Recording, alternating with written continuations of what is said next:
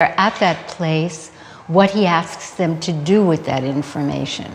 Today, David has one lesson to impress our assessor. He's teaching Harper Lee's To Kill a Mockingbird, focusing on the use of symbolism. He starts the class with a question. All right, the question is, who is more qualified to tell your life story? You or somebody who knows you? Explain why you think so.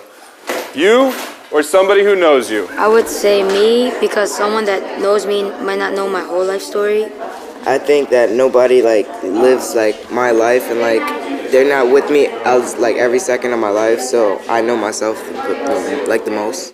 After a further 5 minutes of small group discussion, David shows his class the opening moments of the film adaptation of To Kill a Mockingbird. He wants the students to notice the objects shown in the opening credits.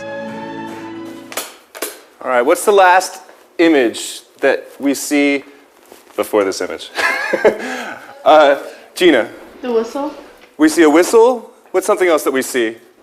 Before the pictures, there was a crayon.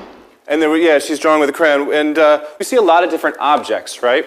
And Tom before mentioned the pennies. So what we want to do is we want to figure out what these things mean. And that's what the purpose of today is, all right? And we're going to be looking at symbolism, all right? There are many universal symbols out there in the world that we all know what they mean. Like, what does that mean?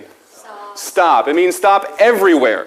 It means stop in the States. It means stop in Europe. It means stop in Antarctica. It means stop everywhere, right? And we also are very familiar with this image, this symbol. What is this symbol? What does it symbolize? Excuse me. Jose. It symbolizes liberty, freedom, right?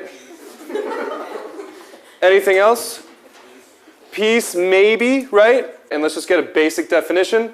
It's an object, a picture, a word, a sound, or another thing that represents something else. The class looks at several objects from the book and tries to explain their symbolism, eventually achieving greater success when interpreting the meaning behind the soap carvings. He's trying to start over with the kids, just clean, fresh start, so he gave them soap.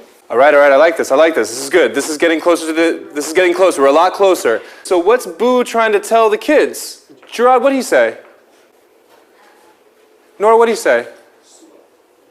Can anybody say what he said? James? Not make mistakes that'll affect your life, I guess. I like this. This is definitely getting to some bigger meanings, right? Because these are meanings, coming back to the idea of theme, these are meanings that we can take away, like some bigger ideas about life that the author's trying to give us, right? Today I learned that if there's an object in a book, to see what the real meaning is, because there might be a meaning behind it that you might not realize.